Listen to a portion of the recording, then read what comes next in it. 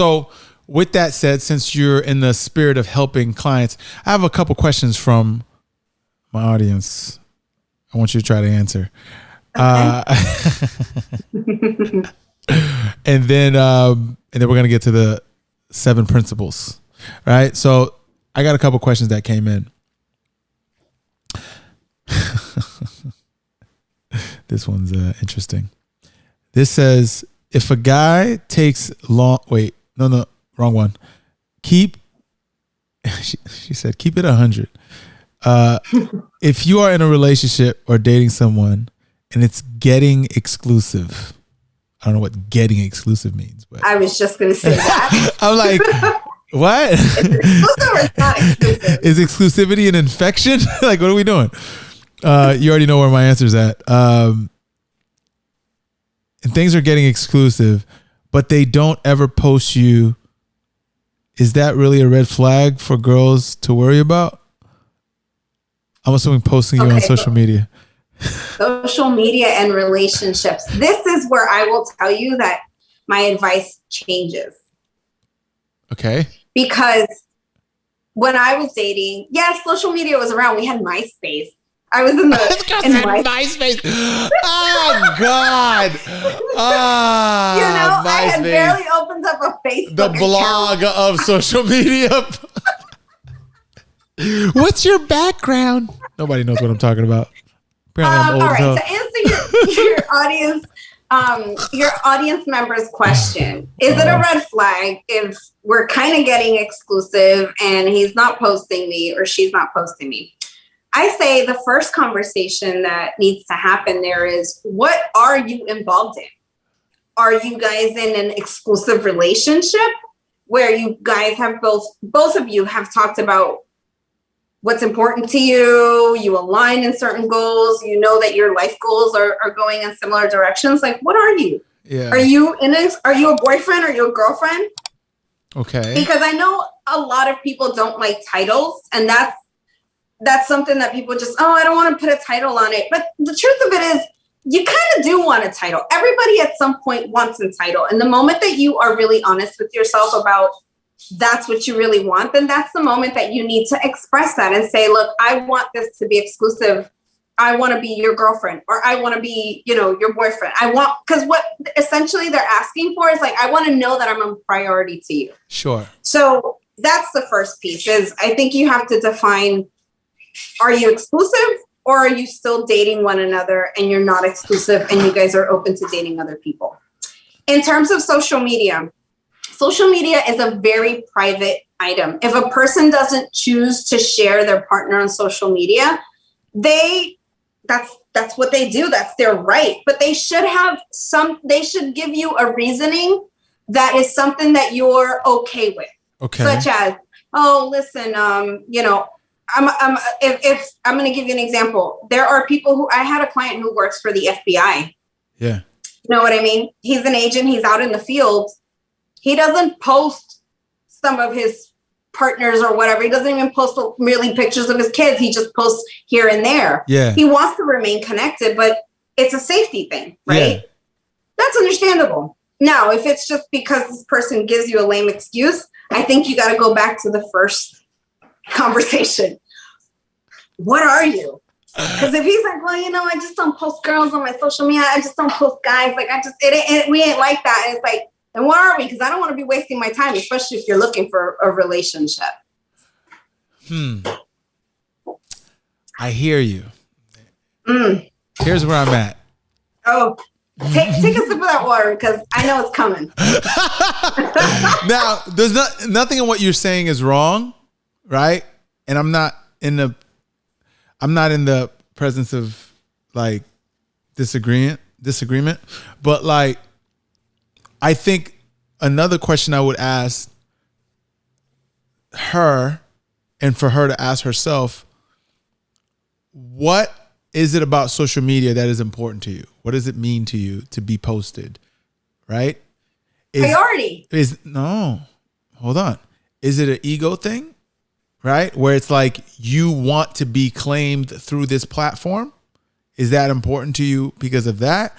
Is that your signal of exclusivity in the world that you live in, right? Because there are people who got all kinds of pictures on social media, doesn't necessarily mean they're exclusive to anybody, right? So is that like how you communicate exclusivity or a stage in a relationship? You need to ask yourself why, right?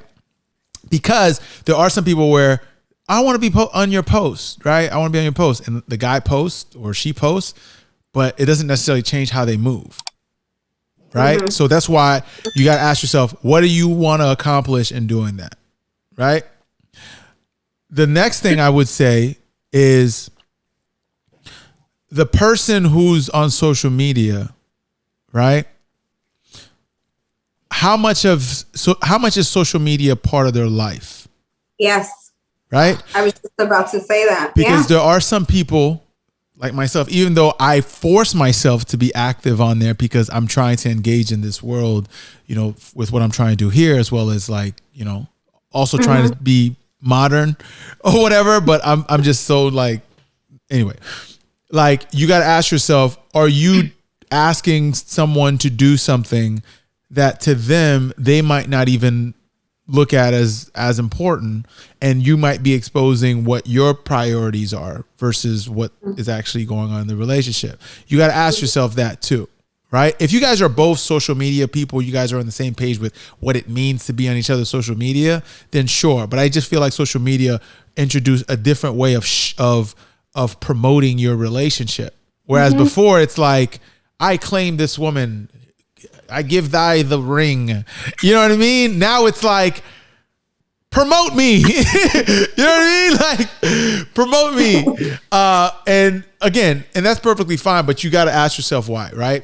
And the other thing is where you mentioned you and I had this conversation before online about the DTR, and I made the statement you shouldn't ever have to have the DTR conversation if you're actively communicating in the relationship. But on top of that, what I'll also add is you got to be careful with your desire to want titles, because the title is not what's important versus what the definition of them is.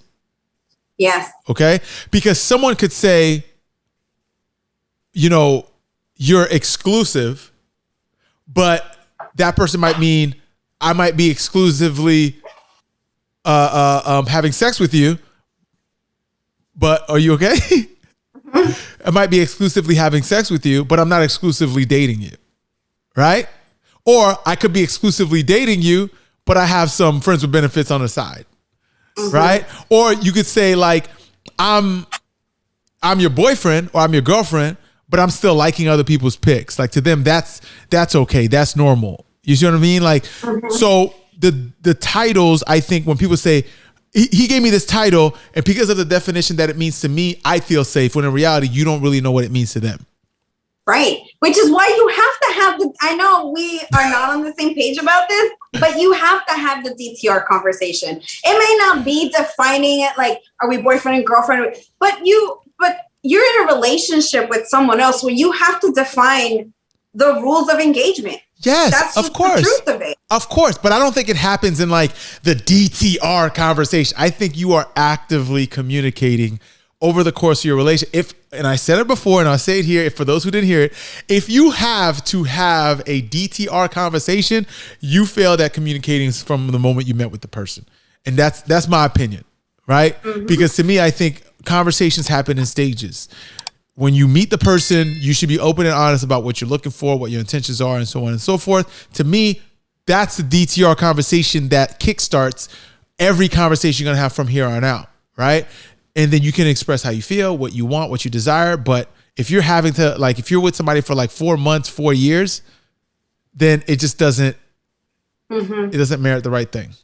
But that's my thought process on it. What you're saying is not wrong. I just think there's an additional layer to it that is not explored. But I think there's also an assumption that you're operating from, right? And that's assuming that people who are getting into relationships have these great communication skills. Right. If a person doesn't have the right, if they're not someone like yourself who's constantly seeking, and obviously the people listening right now, they're people who are seeking to learn more on themselves, but we don't know where they are on that journey. Yeah, that's sometimes true. you're just in the beginning of that journey. And so it's like, okay, I feel this way about a person. I don't know what, like, I had a relationship where the guy was in love with me and he broke up with me. And then he told me, like a year later, he told me, he's like, I was in love with you. And I'm still in love with you. This was a long time ago. And I just didn't know how to express it. I had never been in a real relationship. You out here breaking hearts. Say again? You out here breaking hearts. You're a whole heartbreaker. You had no problems getting back out here in these streets. That's what I heard. That's what I heard.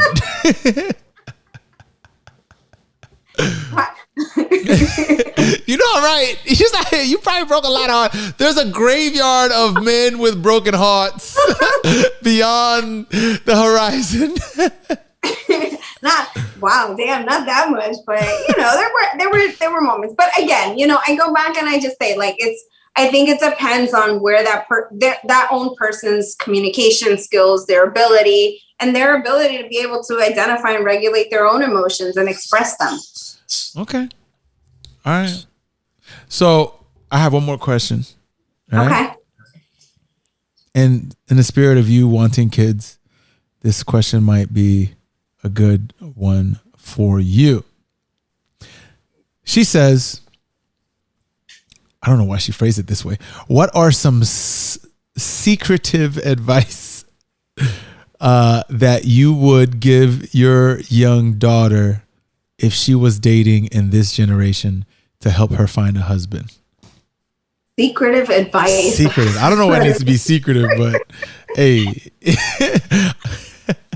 I guess because you're a spy. All right. So some advice that I would give my daughter if she was dating in today's generation, in today's era, in today's modern dating landscape is, I would say two big pieces of advice. First and foremost is anything that you put out there into the world, social media, don't forget that it can always come back around and be misinterpreted. And the only reason this is why I say this is why I'm like very low key on there. But all right. Exactly. Because it's like sometimes I've seen this with young women, they're in they're 19, they're 20, they're acting a fool and they're doing crazy things. And then they get to the age of like, late 20s where now they're wanting to find a partner. And then it's like, oh, but you look like people make assumptions based off of what you put out there for them. And that's the narrative they create in their mind. Right. So be very mindful. The world doesn't need to know everything about your life. Yeah. That would be my first piece of advice to my daughter. The second piece of advice to my daughter is I would tell her that to not look at getting into a serious relationship until she's probably early 30s, like 30, 31, 32, and enjoy herself in dating and learning about herself and what she wants in a future partner. That's what I would tell her, because I think too often there's still the fairy tale, or even in these rom-coms of like, oh, I have the career and the guy's going to come and then it's going to be fat. I mean, that storyline is still being presented out into the world. And the truth of it is like, dating is very different. People date because they want to find love. They're not dating because their socioeconomic status depends on it. Or because you need a partner to help you, take that next level. Or you need a woman to help you get through, medical school, and she's there to support you and take care of. Like, it's just very different. Yeah. Very different. So those are the two big pieces of advice that I would give my daughter if she was dating in today's world. Is like true and true. Social media always seems to come up. And number two, like, just be intentional and look at setting that intention when you're in your 30s. Yeah, that makes sense. I'm a little worried about the 30s part though. Why? I'm worried about the 30s part because I'm not telling women or men or whoever to get into serious relationships in their early 20s or late 20s. I'm not telling them what to do specifically, but I think if you are waiting until you're in your 30s to get into serious relationships, you have to somehow, in the process of when you're not getting into serious relationships, learn how to be intentional when you do want to get into serious relationships. Because I feel as though when people, for lack of a better word, burn through their 20s, right? They're developing habits, right? Certain habits that even if they decide, okay, I'm going to be in serious relationships when I'm 30, 31, 32, and they don't even know what day it is, right? They don't even know how to even approach that. So no one's saying you have to get in a relationship at any given time, but just know whatever you experience and expose yourself to might play a role into your psyche when you do want to do something different. So just be mindful of that as well. So that's the advice I would give if I had a daughter. But what you said was correct also. I just want to make sure, like, listen, I'm not everyone's cup of tea, but this is where I'm going based off, like, if I'm a mom, this is my life experience. Like, honey, I did it in my 20s. Because we also have to remember too, like, there are different types of daters. One is the serial monogamous that's been in relationships since they could date, and that's all they know. Yep. And then you have the person who is like what you're describing, someone who potentially has just burned through everything that they wanted to do and hung out, and then next thing you know, like, oh crap, I guess now I have, and they don't have a clue of now I have to figure out how to relate to people, how to build a foundation of a relationship.